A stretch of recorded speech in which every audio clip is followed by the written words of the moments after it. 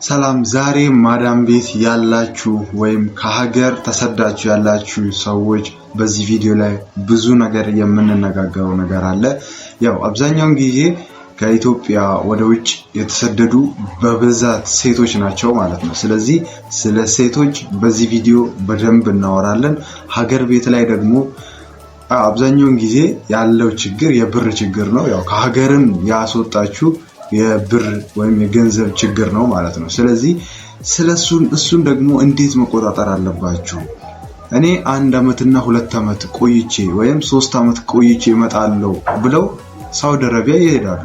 ነገር ግን ከሄዱ በኋላ 10 አመት 15 አመት 5 አመት ቆይተው የሚመጡበት ምክንያት ምንድነው? በዚህ ቪዲዮ አንድ በአንድ ነግራችኋለሁ። ምክንያቱን ደግሞ ካላወቃችሁት በዚህ ቪዲዮ አብረን እንነጋገራለን ማለት ነው። ለዚህ ቻናል አዲስ ከሆናችሁ ቻናሉን ሰብስክራይብ እና ቪዲዮን ላይክ በማድረግ ጀምሩ። ቀጥታ ወደ ርዕሳችን እንገባ። አብዛኛውን ጊዜ ከኢትዮጵያ የሚሰደዱት ሴቶች ስለሆኑ ስለነሱ በደንብ እናውራ። እንደገና ደግሞ እንዴትስ ገንዘባችሁን ማኔጅ ማድረግ አለባችሁ? አብዛኛውን ጊዜ ወደ ሀገር ቤት በገንዘብ ትልካላችሁ።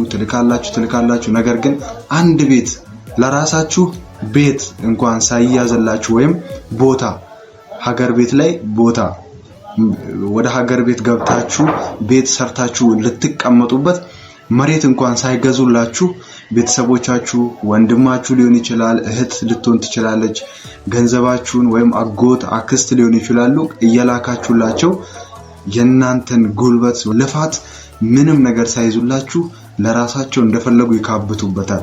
ይህም ምክንያት ምንድነው? የራሳችሁ ችግር ነው። ማዳም ቤት ያላችሁ የሴቶችም ይህ ቪዲዮ ወንዶችም ጋር ከደረሰ የወንዶችም የራሳችሁ ችግር ነው። ምክንያቱም ገንዘብ ዝም ብሎ አይላካም።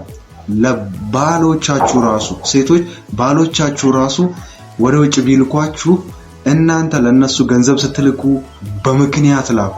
ምክንያቱም እናንተ ኃይል አላችሁ። የገንዘብ ኃይል እናንተ ጋር ያለው፣ ገንዘቡ እናንተ ጋር ያለው። እነሱ ደግሞ ምንድነው ማድረግ የሚችሉት? ያው ሄሎ እንትና በቃ ገንዘብ ላኪልኝ እንደዚህ ቸግሮኝ ነበር፣ እንደዛ ብቻ ነው የሚሉት። የወሬ ወይም የማሳመን ችሎታ እንጂ ሌላ ምንም አይነት በእናንተ ላይ አቅምም ጉልበትም የላቸውም። ስለዚህ እናንተ ምንድነው ማድረግ ያለባችሁ?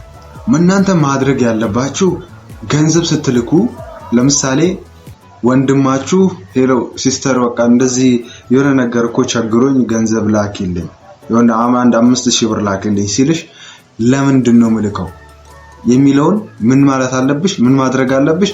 ለቤተሰብ ወይም ለእህቶችሽ ወይም ለእናት ለአባትሽ ደውለሽ ይህ ልጅ ምንድነው የቸገረው አንቺ 5000 ብር ወይም 10000 ብር ከመላክሽ ወይም 50000 ብር 100000 ብር ሊሆን ይችላል ከመላክሽ በፊት ለዚህ ልጅ ምንድነው የቸገረው ብለሽ ቤተሰቡን ማጣራት ያለብሽ ከዳር በኩል ማለት ነው።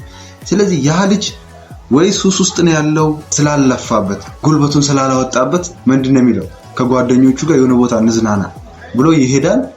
ከዛ ያ ገንዘብ ምንድነው ለጊዜው ደስታ የሚያመጣለትን ነገር እየፈለገ ወይ ይቅምበታል ነው ወይም ደግሞ የሆነ መጠጥ ቤት ይሄድበታል።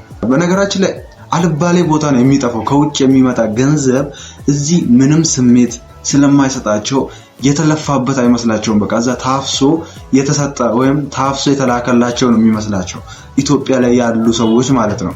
ስለዚህ እናንተ ደግሞ ራሳችሁን ጠብቁ። ገንዘብ ላይ ሲሪየስ መሆን አለባችሁ።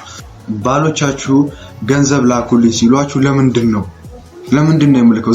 ዝም ብላችሁ አትላኩ።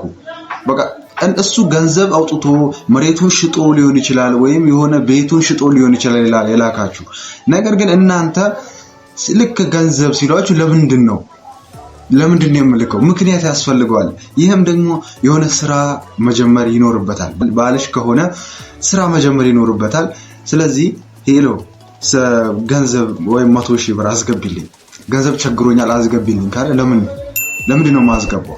ስራ ለመጀመር ነው። ምክንያት ያስፈልገዋል። የትኛውም ሰው ምክንያት ሳይኖረው ገንዘብ የምትልኩለት ሰው ቢኖር 2 ሰዎች ብቻ ናቸው። እነሱም እናትና አባት። ምክንያቱም የኛ መገኛ ወይም እናንተ መገኛችሁ እነሱ ስለሆኑ ማለት ነው። ያለ ምክንያት ገንዘብ ላኩልኝ ካሏችሁ መላክ የምትችሉት ለእናትና ለአባቶቻችሁ ብቻ ነው። አንድ ቀላል ምሳሌ ልስጣችሁ። የሆነች ሴትዮ ልጇን ጥላ ወደ ሳውዲ አረቢያ ሄዳለች።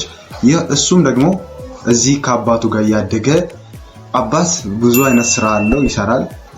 እናት ደግሞ ወደ ሳውዲ አረቢያ ሄዳለች። ከዛ ሄሎ ገንዘብ ላኪልኝ ሲል 2000 ብር ሲላት እንኳን 5000 ብር ነው የምትልክለት። 2000 ብር ኢማጂን አድርጉ። ስለዚህ ይህ ልጅ ደግሞ ምንድነው የተፈጠረው? ከጓደኞቹ ጋር ይዞራል። ምን ይላል? ከየትም በቃ ያልተለፋበት ገንዘብ መጥቷል። እሱ በሱ አስተሳሰብ ማለት ነው ያልተለፋበት ገንዘብ ተልኮለታል ከውጭ። በሱ ገንዘብ ከጓደኞቹ ጋር ይዝናናል። በቃ አባት እሱን ለመቆጣጠር ሙሉ ጊዜውን አያገኝም። ምክንያቱም ልጁ ከጓደኞቹ ጋር ነው የሚዞረው፣ የሚውለው ከጓደኞቹ ጋር ነው፣ ትምህርት ቤትም የሚሆነው ከጓደኞቹ ጋር ነው። ስለዚህ አብዛኛውን ጊዜ ከጓደኞቹ ጋር ስለሚያሳልፍ ምን ሆነ ማለት ነው? ቀስ በቀስ ደስታ እየፈለገ ይህ በተላከለት ገንዘብ እሱን የሚያስደስተውን ነገር እያደረገ ምን ሆነ? ወደ ጫት፣ ከጫት ወደ ሲጋራ፣ ከሲጋራ ወደ ሺሻ፣ እንደዛ እያለ ምን ሆነ ማለት ነው? ሱስ ውስጥ ገባ። ይህ ልጅ አሁን ይህንን ልጅ ከሱስ ለማስወጣት በጣም ነው የሚከብደው። ምክንያቱም ቀስ በቀስ ነው የገባው። ቀስ በቀስ ከአንዱ ወደ አንዱ ለሱ ደስታ ይሰጠኛል ብሎ። ይህም ምክንያቱ ምንድነው? ገንዘብ ነው። ገንዘቡን ዝም ብሎ ስለተላከ ዝም ብሎ ስለተሰጠው እሱ ገንዘቡን ማኔጅ የማድረግ ወይም ገንዘቡን በትክክለኛ ቦታ የማዋል አቅም ሳይኖረው ያ ሁሉ ገንዘብ ተሰጥቶት ይህ ችግር ይፈጠራል ማለት ነው። ስለዚህ ገንዘባችሁን ስትልኩ በምክንያት ልጃችሁ ገንዘብ ላኩልኝ ሲል ለምንድነው ምልከው? የሚበላውን ነገር አጥቶ ነው ገንዘብ ላኩልኝ ያለው?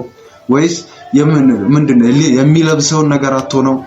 ለምንድነው ላኩልኝ ያለው? ወይስ ቢዝነስ ለመጀመር ነው? ወይም ደግሞ የሆነ ትምህርት ለመውሰድ ነው? የሆነ ስልጠና ገብቶ ለመሰልጠን ነው ገንዘቡን ላኩልኝ ያለው? ይህንን በደንብ ማጣራት ያስፈልጋል። ለጥሩ ነገሮች ሲሆኑ ገንዘባችሁን ላኩ። ስለዚህ እንደነዚህ አይነት ችግሮችን እናንተ ማኔጅ እና መቆጣጠር ትችላላችሁ። ስለዚህ እናንተ ማድረግ ያለባችሁ ገንዘብ ስትልኩ ምክንያታዊ መሆን ነው ያለባችሁ ማለት ነው። አብዛኛው ሴቶች ላይ 4 ዓመትና ከዚያ በላይ የሚቆዩበት ምክንያት ዋነኛው ምክንያት ያው ገንዘባቸውን ለቤተሰብ ይልካሉ። ያ ቤተሰብ ደግሞ መሬት ይዝላችኋለሁ ወይም ቤት እገዛላችኋለሁ ብሎ ያሳመናችኋል። እናንተ ለሱ ነው የምትልኩት። ያ ሰው ግን ቤት ገዝቼልሻለሁ፣ መሬት ይዤልሻለሁ እያለ ምን እያለ የእናንተን ገንዘብ ይበዛብዛል። እናንተ ትልካላችሁ፣ ቤት ተገዝቶልኛል ተብላችሁ ደስ እያላችሁ ገንዘብ ትልካላችሁ። በኋላ ግን ወይ የሆነ ሰው ከዘመድም ሊሆን ይችላል ተደውሎላችሁ እንደዚህ ተደርጎልኛል ስትሉ ምንም ነገር እንዳሌለ ሲነገራችሁ እናንተ ምን ትሆናላችሁ? በንዴት እዛ 10 ዓመትና 15 ዓመት ትቆያላችሁ። ይህም ደግሞ እድሜያችሁን ሴቶች ላይ በጣም ችግር ይፈጥራል። እድሜ ላይ በጣም ችግር ይፈጥራል። እናንተ እዛ ለገንዘብ ብላችሁ ሄዳችሁ እዚህ ደግሞ ህይወታችሁ ላይ ነው እድሜያችሁን እየቀነሳችሁ ያላችሁ። ስለዚህ እናንተ ማድረግ ያለባችሁ ከቻላችሁ ስለ ቴክኖሎጂ መማር፣ ገንዘባችሁን በዶላር አስቀምጣችሁ እናንተ የሆነ ጊዜ ላይ እዚህ ስትመጡ ወይም 5 ዓመት ቆይታችሁ ስትመጡ ዶላር ላይ ያስቀመጣችሁት ገንዘብ ምን ይሆናል ማለት ነው? እዚህ ስትመጡ ያው ዶላሩም እየጨመረ ስለሚሄድ ራሳችሁ የፈለጋችሁትን ነገር ማድረግ ትችላላችሁ። አንደኛው አማራጭ ማለት ነው። ስለ ቴክኖሎጂ ያው ብዙዎቻችሁ ዕውቀት ስለማይኖራችሁ ነው። ዕውቀት ያላችሁ ግን መማር ይችላል ያላችሁ ግን ኦንላይን ላይ እንደዚህ አይነት ትምህርቶችን ስለ ቴክኖሎጂ፣ ስለ ክሪፕቶ ከረንሲዎች ተምራችሁ ስለዚህ ነገር ዶላር እንዴት ነው በኦንላይን ላይ ወይም አየር ላይ ማስቀመጥ የምችለው የሚለውን ብዙ ነገር መማር ትችላላችሁ። ስለዚህ የዛሬው ቪዲዮ ያቀረብኩላችሁ ይህንን ይመስል ነበር። ቪዲዮን ከወደዳችሁት ላይክ፣ ሼር እና ሰብስክራይብ ማድረጋችሁን እንዳትረሱ። ለሌሎችም ለጓደኞቻችሁ ይጠቅማል ካላችሁ ይህን ቪዲዮ ሼር አድርጉላቸው። ስለዚህ የዛሬው ዋና ነጥብ ምንድነው ማለት ነው? ገንዘብ ወደ ሀገር ቤት ስትልኩ ምክንያታዊ መሆን አለባችሁ በሚለው ርዕስ ነው ዛሬ በደንብ ያወራሁት ማለት ነው።